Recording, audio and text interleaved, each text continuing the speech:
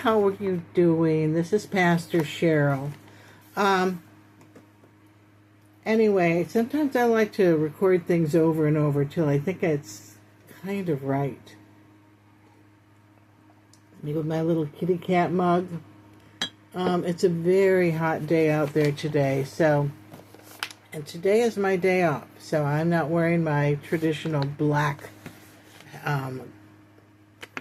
shirt. Okay, so we are going through the Beatitudes today. We're in the middle of a Bible study, if you recall. Gospel parallels, Matthew, Mark, and Luke.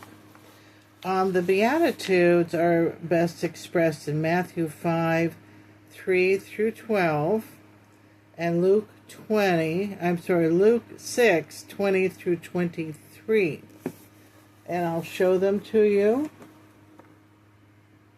And if you notice, there's a lot of gaps here in Luke. The majority of it is in Matthew. But there are a few things. Like there's a gap here that this one has filled in. So, we'll read that for you. Also, years ago, before we had the internet, we had reference books. Now, this one was kind of a little questionable because it was written by conservatives, and then I used another one at seminary, the Jerome, and this is respected anywhere. It's written by Roman Catholic scholars. It's very scholarly. Okay? If you can get a copy of that and use it while you're reading your Bible, you'll be doing really good. Okay, now I wanted to read you, because today we have the internet, so we don't need these big, clumsy books, but they're still nice to have, because we might not always have the internet or electricity. The Beatitudes are a set of teachings in Jesus' Sermon on the Mount, Matthew 5, 3 through 12, that describe the qualities and actions that lead to spiritual blessedness or happiness, derived from the Latin word beatus, meaning blessed. They outline the virtues and circumstances that are favored in the kingdom of heaven. Okay, key aspects. Found Matthew 5, 3 through 12, focus on inner qualities. The Beatitudes emphasize attitudes like humility, such as poor in spirit, gentleness, such as meekness, compassion, such as being merciful, and purity, such as pure in heart. They also include blessings for those who mourn, hunger, righteousness, are peacemakers, and are persecuted for their faith. Guide for Christian living. The Beatitudes offer a roadmap for how believers can live in accordance with God's will, find true happiness in both this life and the next. Each Beatitude is linked to a specific blessing, a reward often associated with the kingdom of heaven. Okay, that gives you a little brief synopsis, and we have to be brief because this is, I do homilies, little 10-minute things, because that's what my phone allows me to. Okay, well, we read Matthew 5, 3 through 12. Blessed are the poor in spirit, for theirs is the kingdom of heaven. Blessed are those who mourn, for they shall be comforted. Blessed are the meek, for they shall inherit the earth. Blessed are those who hunger and thirst for righteousness, for they shall be satisfied. Blessed are the merciful, for they shall obtain mercy. Blessed are the pure in heart, for they shall see God. Blessed are the peacemakers, for they shall be called sons of God. Blessed are those who are persecuted for righteousness' sake, for theirs is the kingdom of heaven. Blessed are you when men, we got a little gap here that colored in pink years ago, and here it says, blessed are you when men hate you And when they exclude you, that is the missing little section. Revile you, persecute you, utter all kinds of evil against you, falsely on my account. Rejoice and be glad, for your reward is great in heaven. For so men persecute and the prophets who were before you. Now, Luke says things just a little differently, but pretty much the same. Blessed are you when men hate you, and when they exclude you and revile you. Cast out your name as evil on account of the Son of Man. It's like a little colloquialism for Jesus, Son of Man.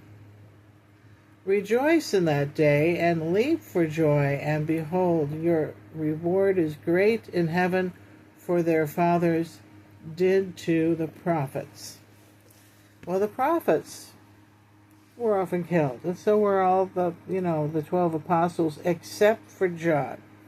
John was exiled on the Greek Isle of Patmos and lived to be a ripe old age.